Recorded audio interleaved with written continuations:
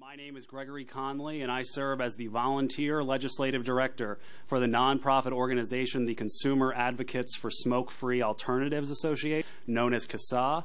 We are the leading U.S. advocate that represents consumers of low-risk alternatives to smoking, including vapor products, commonly referred to as electronic cigarettes.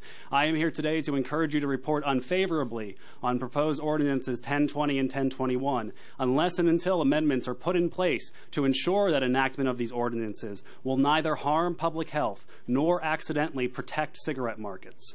Electronic cigarettes are one of the most significant technological breakthroughs and public health breakthroughs of the past decade. Even though the market is still in its infancy when compared to the multi-billion-dollar cigarette market, every month more and more evidence is released showing that electronic cigarettes are not only far, far less hazardous than regular cigarettes, but that they are helping millions of smokers across the world quit smoking or significantly reduce their cigarette consumption. Impact present and future e-cigarette consumers in New York City. The current definition of tobacco product used in several subchapters of New York City Administrative Code does not encompass electronic cigarettes. New York state law, meanwhile, wisely does ban e-cigarette sales to minors, but does not define e-cigarettes to be a tobacco product. Nonetheless, because both these ordinances redefine tobacco products to include any product, quote, made or derived from tobacco, it is unquestionable that the enforcing authority could decide that e-cigarettes are covered under these ordinances. There are numerous changes that should be made to these ordinances to protect public health, but the most pressing issue to New York City e-cigarette consumers, many of whom are here today and many of whom had to leave because they are not familiar with city councils and realizing that meetings often take longer than 3 hours, and thank you for all still being here. With no public warning through the issuance of a media release, enactment of these ordinances would lead to a virtual ban on the sale of e-cigarettes and e-cigarette liquid in flavors other than tobacco, menthol, mint, and wintergreen. Under these ordinances, the only place where an e-cigarette user could legally purchase a flavored e-cigarette product in New York would be what New York City calls a tobacco bar. These are smoke-filled rooms, and we submit that it would be a negative for public health to send people who are trying to quit smoking into a smoke-filled bar. Proponents of this redefinition may claim that flavored e-cigarettes are target marketed to children. I'd ask them to present any evidence that in the 5 years e-cigarettes have been widely available on the U.S. market, minors have began using e-cigarette products, let alone a flavored one. They will be unable to present any of this evidence. Indeed, as outlined in my testimony, and I'm wrapping up, 2 recently published journal articles surveying teenagers and adults aged 18 to 34 were unable to find a single non-smoker who had ever even tried an electronic cigarette, let alone a flavored one. For the foregoing reasons and for others outlined in our written testimony, CASA encourages the Health Committee to either return to the current definition of tobacco product or amend the definition to ensure that, quote, vapor products are not subject to the same laws as deadly tobacco cigarettes. And I thank you for your time. Thank you so much. Thank you. And Mr. Brandon Kreitzer, is that correct? Yes. State your name, please. Brandon Kreitzer. I've worked for numerous electronic cigarette companies, and ban-in flavors would essentially put most of these companies out of business. And just excuse me, can you speak closer to the mic, please? Ban-in flavors would essentially put these companies out of business. From a personal level, if I was still only using tobacco flavors, I would be constantly reminded of cigarettes, and I would be constantly pulled towards wanting a cigarette.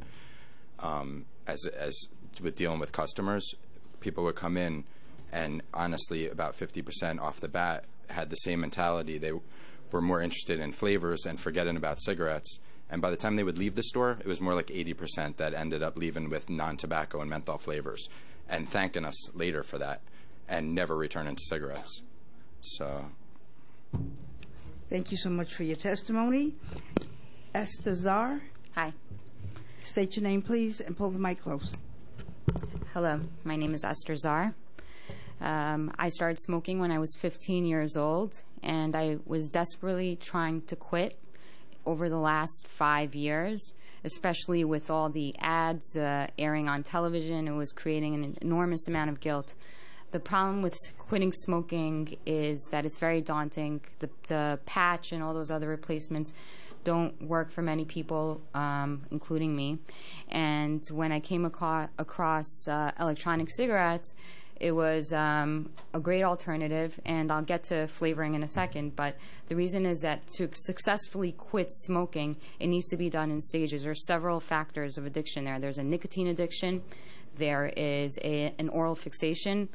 So what happens with these electronic cigarettes, and especially with the flavoring, is, first of all, you're able to continue acting as if you're smoking and having this nicotine, and you're just creating a replacement that you don't feel so bad about. Then after that, you slowly lower the nicotine. And the flavoring, which is, I think, one of the most important aspects of keeping you off the cigarettes and keeping you quit, which I've quit for the last year, and I have absolutely no willpower whatsoever, is the fact that when you switch over to these flavorings, you disassociate yourself, the act of smoking, with that flavoring, and as a result you actually become repulsed and repelled by the smell of smoke and smoking altogether, and it further helps you quit. And I think it's one of the most genius parts of electronic cigarettes, and it's really going to encourage people to quit. And people do not want to stay on electronic cigarettes forever. They graduate from electronic cigarettes to the flavored electronic cigarettes. That creates that disassociation from smoking, and then that then you slowly lower your nicotine, and after a while you're either smoking electronic cigarettes every once in a while or not smoking at all. And it's amazing. I can run 10 miles now. I can breathe. I don't have to worry about having kids and not being able to run a marathon or being embarrassed when I go to meetings. I actually cleared my entire schedule today. I work in the corporate world because I feel so passionately about this, and I really wanted to call attention to this.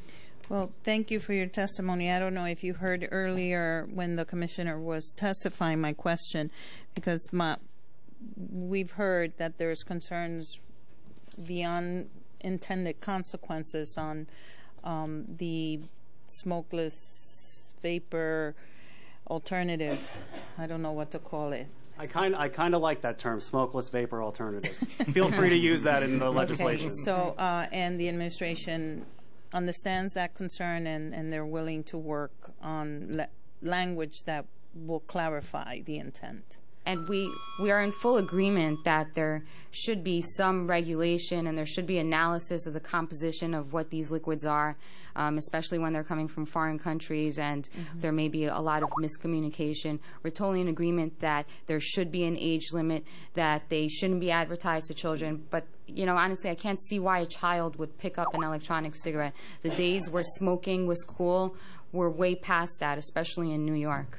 I work at the retail stores, and to be honest, into the mic. So that I work at the retail stores, and to be honest, it's really never been an issue dealing with children. It's generally parents and adults that have new children that are searching for something that they could use. Okay, Councilmember. Yes. Yes. Thank you. This has been a wonderful panel. I want to talk to Mr. Conley, and this has been a topic with us. We've talked about it with the administration. They don't want to touch the e-cigarettes, but they want to continue to look at the science and find out if this is the pathway out of smoking or like a pathway in. I don't think people think so much it's a pathway in, and I don't really know, and so it's really this is not our intent, but to the extent that you came here, I guess from Virginia to talk about this, I just, when you made your testimony, and I spoke to the council, to the committee, and we're going to do everything we can to make sure that this is fully understood, and that we won't hurt something that could be a really great alternative to smoking.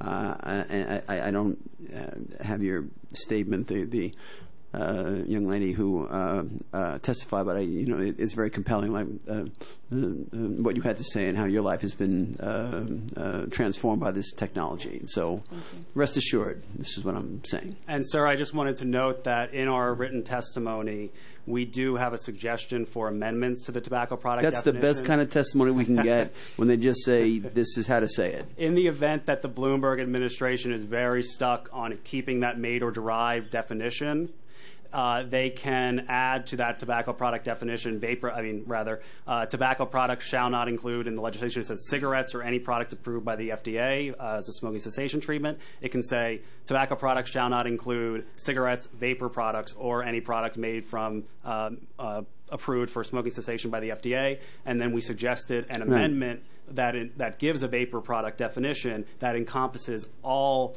products currently on the market, whereas the New York State law banning sales of e-cigarettes to minors, that is not a very good definition because it only encompasses the little disposables that you can buy at 7-Eleven, but it would not encompass this liquid that I buy to put in mine. Right. And so we would encourage you to not use the state law, but to look at the definition that we suggested that's currently being implemented in sales to minors bans in Oklahoma. Okay. Thank you very much. Thank you. So we will work on it. Daniel, going once. Daniel's right there. Daniel, join us. Daniel, please. You're up. Yes, join the panel. Yeah, join the panel. On deck, before you begin, we have Julian Haney, John LaSorsa, and Charles Maceo. You're on deck. Gentlemen.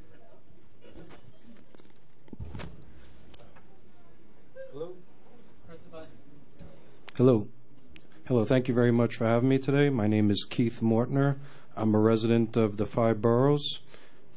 Okay. Currently, I am opposing the bill to 1021, which consists of flavors, banning e-cigarette flavors. I've been a fellow vapor for now going on using e-cigarettes for almost 4 years. I've quit smoking after 18 years from an electronic cigarette. I was a menthol smoker and currently use coffee-flavored e-liquids for the past almost 4 years now. I opposed the bill. It saved my life, I feel. It saved my mother's life and many people I know, electronic cigarettes. And I feel that this would do more harm than good in the eyes of people that are using electronic cigarettes today. Thank you very much.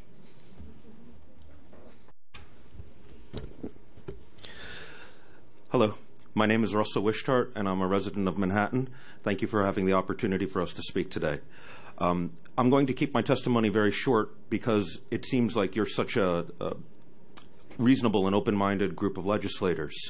I would currently strongly oppose 1020 and 1021 because it does leave the ability to have vapor products thrown in with tobacco products and have flavored e-liquid banned. You seem to be extremely receptive to the testimony earlier from Greg from CASA to amend this legislation to specifically exclude vapor products. If that was done, I would have no problem supporting this legislation, and I yield the remainder of my time. Hello, my name is Francisco Correa. When I picked up an e-cigarette about 4 years ago, I had no intention of quitting. I'd smoked for more than 35 years and tried to quit so many times before that I finally just quit trying to quit. Instead, I was looking to cut down on smoking and looking for an alternative to traditional tobacco. I was shocked when the first day that I tried an e-cigarette was the last time I smoked. My story isn't unusual. There are tens of thousands of people like me who have made the switch, and our numbers grow daily. Ordinances 1020 and 1021 would redefine e-cigarettes as a tobacco product, which will subject e-cigarettes to a whole host of taxes and laws. Treating e-cigarettes the same as traditional tobacco products will not protect the public. In fact, it will have devastating impact on the e-cigarette market within the 5 boroughs, leaving consumers who live, work, shop in New York City with few, if any, alternatives. Ordinance 1021 would ban the sale of any flavors other than tobacco, menthol, wintergreen, and mint. While I understand the Council's passed this law limiting traditional tobacco products to tobacco and menthol flavors, I firmly believe this is the wrong approach for e-cigarettes. Time and time again, we hear people say the wide variety of flavors is one of the things that makes e-cigarettes so successful in keeping them from smoking. Especially in the beginning, I deliberately chose not to use tobacco and menthol flavors in an effort to distance myself from smoking. In fact, if the only flavors available to me had been tobacco and menthol, I honestly think that e-cigarettes would not have been nearly as successful for me. there's a good chance I would have not been able to make the transition from smoking to e-cigarettes. For the foregoing reasons, I respectfully request the council not pass this ordinance. Thank you. I don't think I've ever been cool. From the time I was a member of Community Board 7 a few decades ago, Which when borough? smoking, Which- Manhattan, Manhattan 7, okay. Daniel Carpus. Smoking was allowed at meetings. Say your name for the record. Daniel Carpus, former member of Community Board 7 in Manhattan. And smoking was allowed in meetings. Then we got moved to the back of the room. And then I left the community board. Decades. My nieces and nephews growing up knew it was not cool to smoke. Uncle Danny, why don't you quit? I couldn't, wouldn't, and didn't want to. 4 years ago, I found electronic cigarettes while trolling the web late at night. I knew there was something there that nobody had ever seen before, something that was growing from the ground up, not being introduced by any major corporation. These people here, along with me, have seen the growth of this industry. What happened? The first ones were tobacco. And yes, we loved it. The electronics, the sensation, it satisfied us. It changed us. Our body chemistry, our brain chemistry was changed. As time went on, we needed more power. This is one of the latest models. This is still not cool. If I'm standing in line in a movie theater, I do not use this because people may think, something weird. Can you put marijuana in it? No, it doesn't work with marijuana. If I put tobacco flavor in there, then they would go, ugh, smoking. It's just like smoking, isn't it? No. I use, in this case, it's Turtle. One of the people out there sells it. Turtles, you know those chocolate nut things? No, I don't. I'm sorry. You don't know Turtles? No. Oh, Yeah. raise your hands. People know what it's chocolate. I'm from peanuts. Queens. Okay. All right. That's the flavor I use. I like it. And when people smell it, they go, that's nice. Satisfies me. No secondhand smoke, except they get a little, I'm still not cool. I don't know, Danny, but this was Spender's Rock. Thank you. Late at night. On the web. I think that the early, I don't know if you were here when the commissioner was testifying, and one of the questions that was posed was the concern that has been raised regarding the e-cigarettes, the vapors, alternatives, and I think somebody gave me the green light to use all three to refer to this. The administration is amenable to revisiting language to clarify any ambiguity that there could be in the legislation that would impact the industry. So your concerns have been heard before the meeting, actually. I had a meeting yesterday with someone that brought it to our attention. So we were kind of ahead of the commissioner on it. So yes. Yeah, and also I just wanted to see who's still here from the Department of Health, who's still just raise their hand. So we got plenty. So you guys are all from the City Department of Health. Okay, so I just want to let you guys know that not only are we very receptive to what you're saying, we don't let them leave the room. This is heard by many ears from the people in the Department of Health, and you have my commitment. And if you were here earlier, you'd see I can be like a little bit of a tough guy sometimes. But I will certainly advocate for this and make sure that we get this all squared away. Thank you so much for being here. Thank you. Very, Thank very you for compelling your testimony. Thank you very much. Thank you. Thank you. And I got to check out the turtle thing, right? Whatever. Okay. Julianne, we have an advertisement here for turtles. So we'll give that to Councilmember Janelle.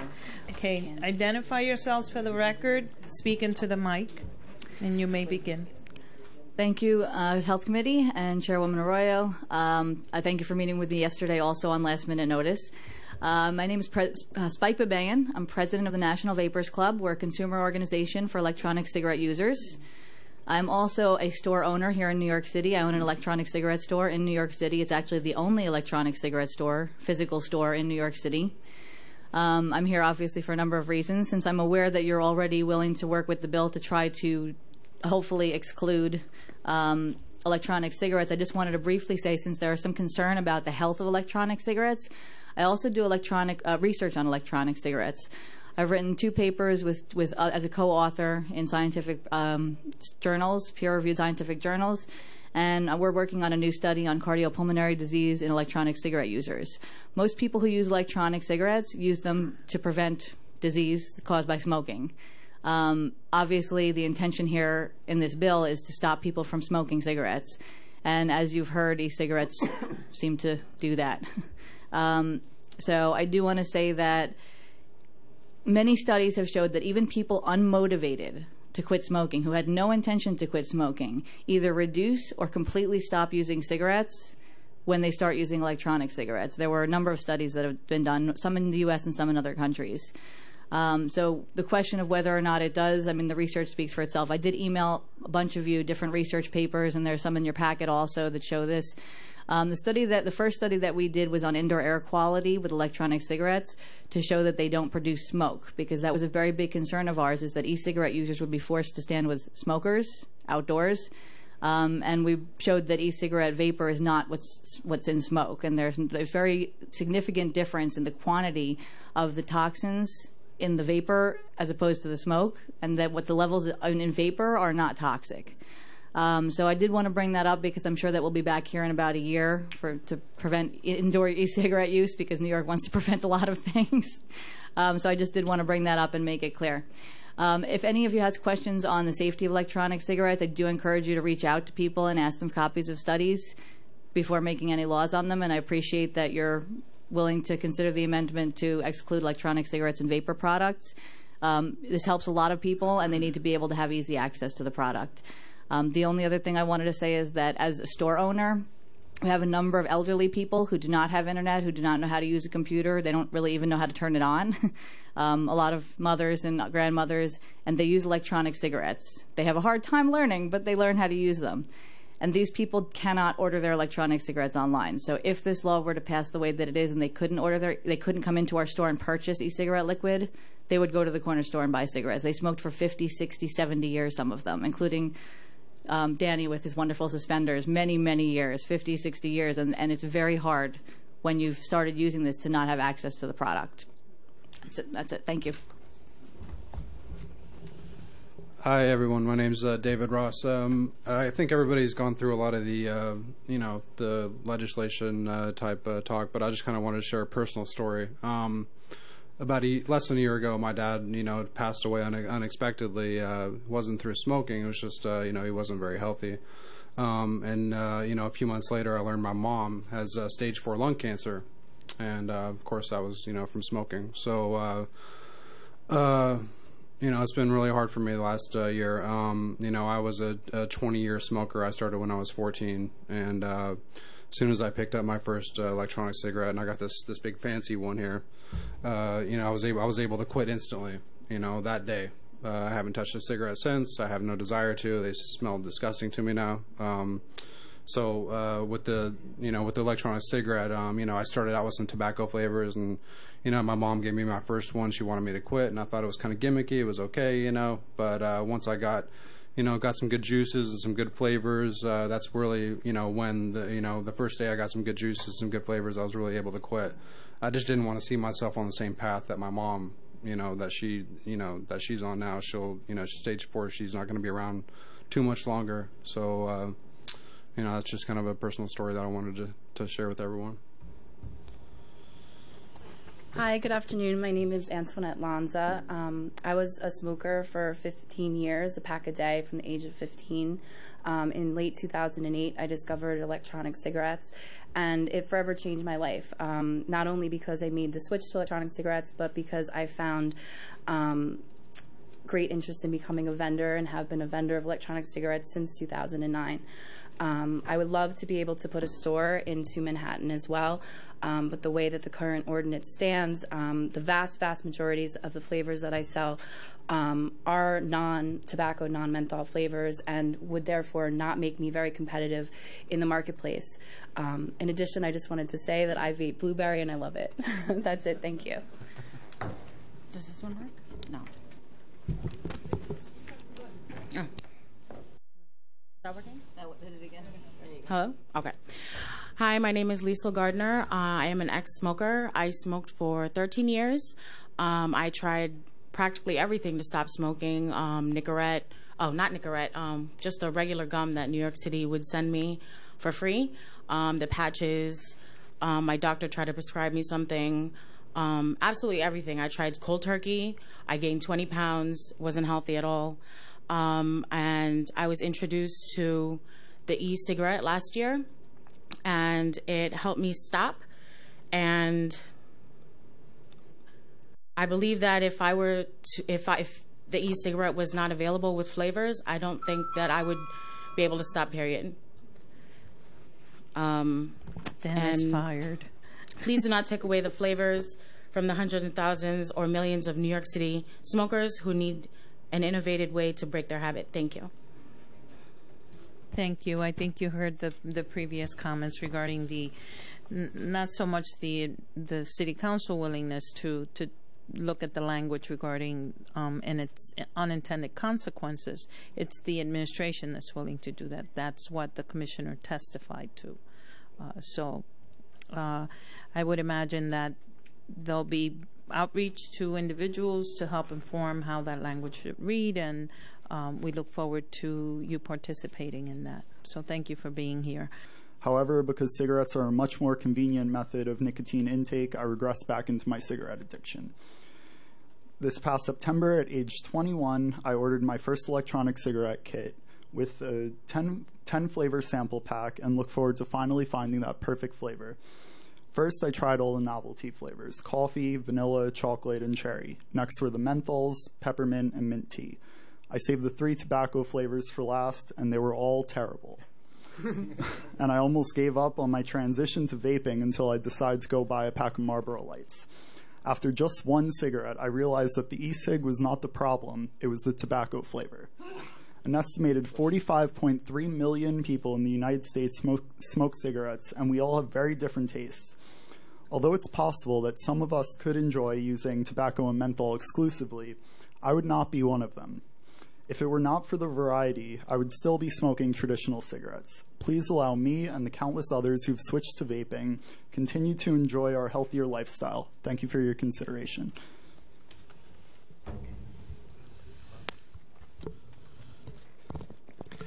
My name is Philip Roseman. I am a store owner in New York City. Actually, we have a store in Queens, and you met my partner, actually, Spike, earlier. I know you've heard from a lot of people today about flavors, and I decided not to bring my little speech with me because I think it's very clear what you plan on doing in the future, and I'm very, very thankful to hear that you were being so open-minded about electronic cigarettes and the flavoring especially. I do want to note that we have some younger people who've come by who are vapers, and we have had some older people like Danny, and that turtle flavor is very good, by the way, who have come by and expressed how important electronic cigarettes are to them. I smoked for 26 years and had no intention of quitting. My father actually passed away from it, and I thought that was my destiny. Had these been around when he was around, he would still be here today. I have no doubt in my mind about that. But I do want to mention, as a store owner, we're very dedicated to helping people make the transition from one product that is obviously very harmful to something that is just a much better alternative. My partner and I and the folks that help us out in the store are all very clear on our mission, which was to take people who have this issue and convert it to something better, but also to note that we don't allow it for underage people. We are very, very diligent about carding people who are obviously under 25 years old, and in fact we enrolled recently in the We Card program, as I think a lot of my counterparts who actually have brick and mortar stores are going to do in the future. We see this as being a great direction here in New York. We hope that happens for the rest of New York State, and we look forward to continuing to pay our taxes to New York. every year because we want to get bigger and bigger and keep paying our share. Thank you. Hello, my name is Salvatore Vario. I was a smoker for 20 years, and I watched him die from smoking. He died of cancer about 3 years ago. About 3 months ago, I moved back to New York, and my friend Spike said, "Sal, you have to try this e-cigarette. You'll quit smoking." And I didn't believe her. I used it, and I still smoked for about a month. And then I quit. I quit smoking, and I've been smoke-free now for 30 days. I'm a new e-cigarette user, and I am an end user. I'm not a businessman. I don't know a lot of research, but I know it's safer, and I know it works. And the flavors help me do that. And I just wanted to say that and keep it nice and short. Thank you.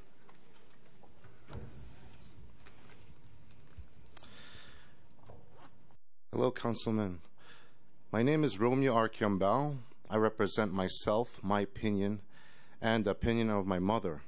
First, my mother is in favor for this product because it is safer, water vapor. I've been smoking since 13 years old. I am 41 years old now. E-cig is the best thing that ever happened to me. I wish I knew this sooner. Maybe my lungs would be better. I prefer vaping than the nicotine patch. I believe many lives will be saved in a safer form, which is water vapor. It is very possible to have no nicotine in our liquids. Flavors are important. I love coffee. Everybody has different taste buds, don't you? It's like craving for food. People are going to eat what they want to eat. People are going to vape what they want to vape. I also support the age regulation as well. As for myself, I will repeat, I am beyond that age and should not be treated like a kid. I should have the freedom of choice, and we are living in the USA, right? Thank you, Council, for your time. Thank you, and I'll repeat to the panel the same thing I've repeated to the ones before. It is the administration that heard the concern and is willing to look at the language to see that we limit the unintended consequences that we have heard is your concern. So thank you for. Well, we'll go through a process, and that legislation and language will be looked at, and that's a commitment that the administration has made. The final outcome we won't know until we get a chance to go through the process. So, will we be able to hear on that as well? I'm not sure, but we will certainly keep you all posted and involve you all in that conversation about the language. I know that there's been a proposal in language that should be included or modified in the legislation that has been submitted by Vape New York, I think is Vape New York, right? Is that Vape New York? Yeah. And CASA, you can contact CASA. Mm-hmm. Yes. You have Conwell. And we will. Okay. We will in that process. But all right. Thank you. Thank you all for your testimony. Thank you very much.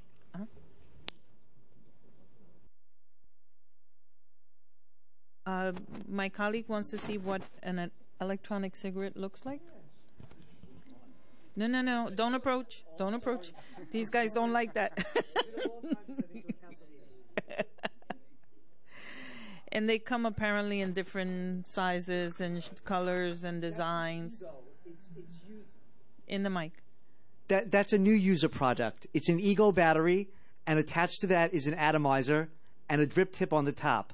You drip the liquid through the top, it goes on the atomizer, you press the button, and it heats up and you vape it in. It's a very simple design. I like to drip my drops. Some people like tanks. It all depends on what you like. Sounds real complicated. No. No samples. No samples, council member. Okay. Okay. Is there somebody has a different one? Yeah, they're all. Oh, wow. Look at that. They might want to look at this. The interesting thing is that every single one of them does exactly the same thing. It takes a liquid, that heats it up, and turns it to water vapor, and that's what you inhale. Okay. But they don't look like cigarettes anymore. Right. Okay. Thank you all very much. Okay. My name is Stuart Bowers, and I'm glad to hear that the legislation will be amended to protect the products that you've seen the people bring here. We're pretty passionate about it. I was smoking 3.5, 4 packs a day up until 4 years ago when I found electronic cigarettes. I still smoke half a pack a day, even after the 4 years. The reason that everybody here is so passionate about it is because, one, the product works, and two, we have to fight pretty much every day for these things, to keep them in existence, to keep the bans, and to keep them legislating them out of our hands. You'll find that a lot of people will have no problem consulting with you over the product. One of the biggest problems we have right now with the legislations on electronic cigarettes are the people that are passing the legislation have no idea how the product works, no idea what it looks like, don't discuss it with the people who actually use the product, and yet pass the legislation and they'll vote on something without consulting us. There isn't a person that's here, as far as vape-wise, that wouldn't sit down in a room with you, explain the product to you, why it works for them, how it works for them, so that when legislation is put into something that's going to affect us, that we're actually sitting at the table with you discussing it. Because 90% of the time, the people that pass legislations that affect us don't even consult us. Now, you'll hear from other people that there are no studies out there, that they have no idea what's in the vapor, and to be honest with you, that's a lie. There are studies that are out there. Studies have been done about this stuff, and it gets to the point where they look at the FDA, and because the product isn't FDA approved, it means that it's not safe. Well, there are products that are approved by the FDA that aren't 100% safe either. There's a yin-yang here. But I think knowledge right now at this point in time, because it is basically a new product, not everybody understands it, that it would be better to actually have vapers, people that use the product, sitting down at the table with people, the legislators, so that they understand why people use them, how they work. They're very simple. If you saw all the different models, it's basically just a battery case. There's a heating element in there, just like in your toaster. The battery heats up, the coil to cherry red, turns the liquid into vapor. There's no magic here, guys. The only magic is that you're taking the smoke out of the vapor. We're still getting our nicotine, but no more smoke. If at any point in time legislation's coming down, you have a pile of people that will be more than happy to sit down and explain stuff to you. Well, Stuart, just to be clear, it was not the intent of the legislation to address e-cigarettes or vapor products, not at all.